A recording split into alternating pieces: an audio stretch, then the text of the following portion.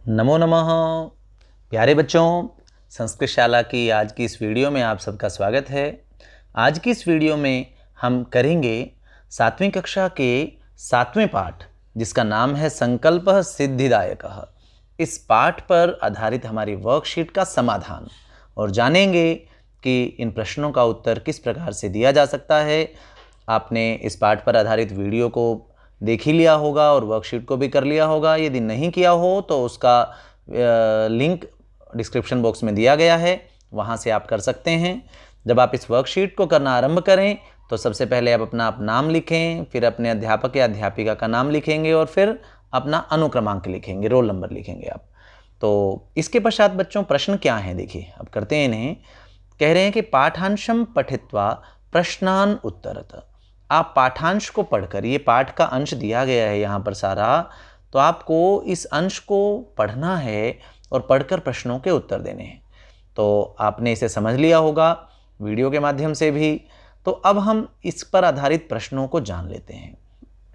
अब प्रश्न क्या है, क्योंकि ये एक तरह से नाट्य पाठ है, संवादात्मक पाठ है, तो वहीं से प्रश्न उसी तरह के प्रश्न रहेंगे। और पहले जो प्रश्न है वो है एक पदेन उत्तरत वाले। आपको इनका उत्तर जो है वो एक पद में ही लिखना है, केवल पूरे वाक्य में नहीं लिखना है। तो प्रश्न है, हे तपस्विनी किमर्थम तपः तपसि इति कः कथयति। ये जो वाक्य है कि हे तपस्विनी किमर्थम तपः तपसि, तुम तपस्या क्यों कर रही हो, इति कः कथयति, एतत् वाक्यम कः कथयति। अत्र प्रश्नवाची शब्दः अस्ति कः। यहाँ कह जो है वो प्रश्नवाची शब्द है। कह मतलब कौन, कौन इस बात को कहता है। जब आपने पहरे में पढ़ा तो आपने इस वाक्य को पढ़ा होगा, तो देखिए वाक्य कहाँ है तभी पता चलेगा कि कौन कह रहा है यहाँ पर। तो अब ये वाक्य यहाँ रहा कि हे तपस्विनी किमर्थम तपः तपसि, प्रश्न पूछ रहा है, तो कौन बोल रहा है इस वाक्य को, तो इसे कहता है वटुः। कौन कहता है, वटुः। तो वटुः इसका उत्तर हो जाएगा। अग्रिम प्रश्न है कि किम आद्यम खलु धर्म साधनम। तो जब भी आप गद्यांश में से या नाट्यांश में से या श्लोक में से प्रश्नों के उत्तर दें तो आप पहले उसको पढ़कर समझ लें। उसके बाद जब आप प्रश्न को पढ़ें तो आप प्रश्न में आई हुई पंक्ति को भी वहाँ थोड़ा सा देखें, ढूंढें, उसी के आसपास आपको उत्तर मिलेगा।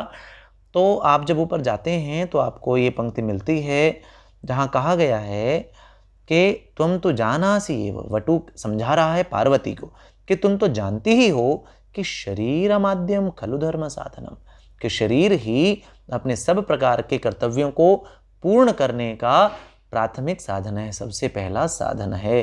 तो किम आद्यम खलु धर्म साधनम, तो क्या बन जाएगा, उत्तर बन गया है शरीरम। तो इन दोनों प्रश्नों का हमने जान लिया है कि एक पदेन उत्तर कैसे देना है। अब पूर्ण वाक्यन उत्तरत की बात आती है। प्रथम प्रश्न है उसमें कि कह पाप भाग भवति, कौन पाप का भागी होता है, किसे जो है वो पाप कर्म जो है वह लगता है। तो इसका उत्तर भी आपको इस पहरे में दिया है। और इसे कौन कहता है, ये कह रही है यहाँ पर पार्वती। पार्वती ने कहा, जब उस वटु ने, उस बालक सन्यासी ने, उस ब्रह्मचारी ने शिव की आलोचना की, निंदा की, तो पार्वती से रहा नहीं गया और उन्होंने क्रोध किया उस पर। और फिर वो अपनी सखी को बोली, कहती हैं कि आई सखी चल, यहाँ से चलो तुम। इसके बाद हमारा उत्तर आरंभ होता है। तो हम कैसे बनाएंगे, प्रश्न था कि कह पाप भाग भवति, तो हम बनाएंगे कि यह निंदाम करोति सह पाप भाग भवति। तो लेकिन आगे भी अगली इस लाइन में है, तो हम इस पूरी पंक्ति को भी लिख सकते हैं। हम इतना भी लिख सकते हैं केवल कि यह निंदाम करोति सह पाप भाग भवति। अगर हमें पूरी पंक्ति लिखनी है तो फिर हमें तू भी जोड़ना पड़ेगा। तो यह निंदाम करोति सह तो पाप भाग भवति एव यह शृणोति सोपि पाप भाग भवति। जो निंदा करता है वह तो पाप का पात्र होता ही है, बल्कि जो उसे सुनता है उसे भी उसका पाप का फल भोगना पड़ता है। तो ऐसा कहा था पार्वती ने। अग्रिम प्रश्न जो है, दूसरा प्रश्न, वो क्या कहा है कि पार्वती क्रुद्धा सती किम अवदत्। पार्वती जो हैं उन्होंने क्रोधित होकर क्या कहा। जब वटु ने आलोचना की शिव की, तो यहाँ इसका प्रश्न उत्तर मिल रहा है हमें पार्वती के संवाद में। तो पार्वती क्रुद्धा सती अवदत्, ये हमें जोड़ना पड़ेगा। और क्या कह रही हैं, अवदत् अरे वाचाल, अवदत् के बाद आप डैश डाल सकते हैं और बन जाएगा अरे वाचाल अपसर जगति न कोपि शिवस्य यथार्थ स्वरूपम जानाति यथा त्वमसि तथैव वदसि।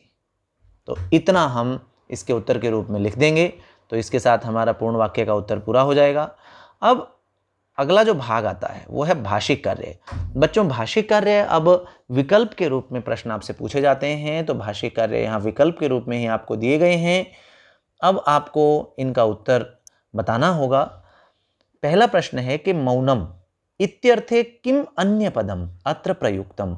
मौनम ये है और मौनम इस अर्थ में, किम अन्य पदम दूसरा कौन सा पद है जो यहाँ पर प्रयोग हुआ है। तो क्या वो तपह है या तूष्णीम है या फिर क्रुद्धा है, इन तीनों में से कौन सा है। तो इन तीनों में से है तूष्णीम, क्योंकि जब भी इत्यर्थे आए तो आप ये समझिए कि आपसे उसका पर्यायवाची, उसका समानार्थक जो है शब्द आपसे पूछा जा रहा है। तो तूष्णीम का अर्थ भी होता है कि चुप रहना, और मौन का अर्थ भी वही होता है। अग्रिम प्रश्न है कि सहसैव इति पदस्य संधि विच्छेदः किम। आपको सहसैव का संधि विच्छेद करना है। तो संधि विच्छेद मतलब अलग अलग करना, तो सहसैव का संधि विच्छेद क्या बनेगा, ये ग विकल्प सहसा एव। अग्रिम है त्रीणि नेत्राणि अनयोः पदयोः विशेषण पदम किम। आपको इन दोनों पदों में से विशेषण पद छांटना है।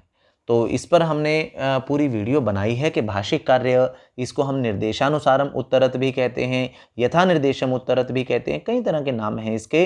तो इस पर पूरी वीडियो है, अगर आपको ये प्रश्न समझने हो तो आप उस वीडियो को भी देख सकते हैं। नीचे उसका लिंक जो है वो दिया गया है, आपके वीडियो बटन पर क्लिक करके आप उसे देख सकते हैं। तो यहाँ विशेषण पद अगर आप छांटें तो विशेषण उसे कहते हैं जो विशेषता बताता है। तो यहाँ नेत्रों के विषय में बताया गया है, और कितने नेत्र हैं, त्रीणि, तो त्रीणि शब्द उसका विशेषण पद है। और अंतिम है कि तिष्ठति इति क्रियायाः अनुच्छेदे कर्तृपदम किम। अब कर्तृपद किसे कहते हैं, कर्तृपद मतलब कर्ता, कर्ता मतलब जो क्रिया को करने वाला होता है, जिसने क्रिया को किया है। तो तिष्ठति अर्थात वहाँ पर स्थित है, खड़ा रहता है। तो इसका जो है वो क्या बनेगा वाक्य यहाँ पर कि कह तिष्ठति अथवा का तिष्ठति। तो ये आपको यहाँ पर देखना पड़ेगा, इस पहरे में आपको जाकर ये चीज़ आपको देखनी पड़ेगी कि तिष्ठति शब्द जो है वो कहाँ पर आया है। तो तिष्ठति जो है यहाँ पर आया है, देखिए कि पार्वती पुनः तूष्णीम तिष्ठति, पार्वती पुनः तूष्णीम तिष्ठति। तो अब जब आप यहाँ पर आएंगे तो इसका मतलब अब इसका उत्तर क्या हो गया, कौन सा विकल्प हमारा सही उत्तर रहेगा, तो ख पार्वती इसका बिल्कुल सही उत्तर है। तो बच्चों, इसके साथ ही हमारे ये सभी प्रश्न पूरे होते हैं। आप यहाँ ये लिंक दिए हुए हैं, इन लिंक्स पर क्लिक करके भी आप इसे कर सकते हैं। धनवंती जी ने इस वर्कशीट को बनाया है, हम उनके धन्यवादी हैं, आभारी हैं। उन्होंने बच्चों के लिए इस महनीय कार्य को किया है। तो अब हम इस प्रकार के अगले पाठों पर भी आपके सामने वर्कशीट और उनके समाधान और वीडियोज़ के साथ उपस्थित रहेंगे। आप अपना ध्यान रखिए, स्वस्थ रहिए, मिलते हैं अगली वीडियो के साथ। धन्यवाद।